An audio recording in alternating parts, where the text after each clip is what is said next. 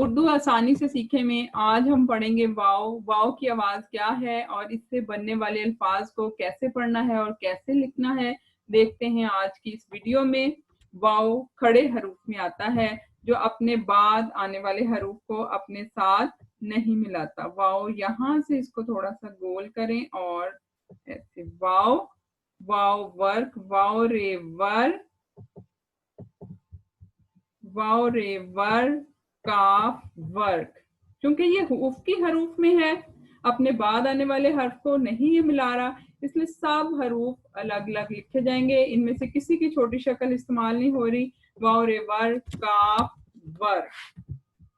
اگلا لفظ ہے واو سے وضو۔ واو کو لکھیں ایک دفعہ، یہاں سے گول بنائیں اور اس کو یہاں سے لائن کے ساتھ ملا دیں۔ وضو، وا زواد واو زو، وضو۔ واو نے زواد کو اپنے ساتھ نہیں ملانا، اس لیے واو پورا لکھا جائے گا۔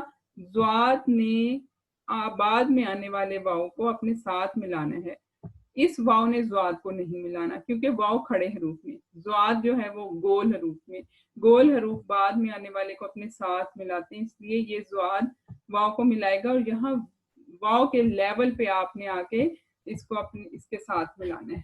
واو زواد واو زو، وضو۔ اگلا لفظ ہے وجہ۔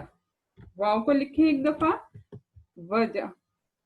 واو کھڑے حروف میں ہے، واو کو یہاں سے لائن کے ساتھ ملائیں اور واو جیم ہے جا، وجہ۔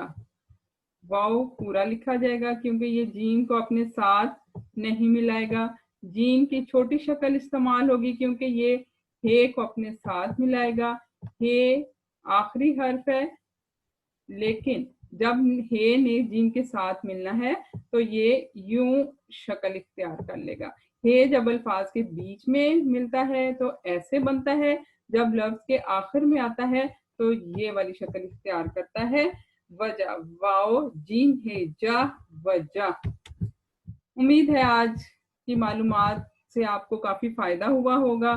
ویڈیو پسند آئے تو لائک اور شیئر کریں، چینل کو سبسکرائب کریں اور بیل آئیکن کو دبانا نہ بھولیں۔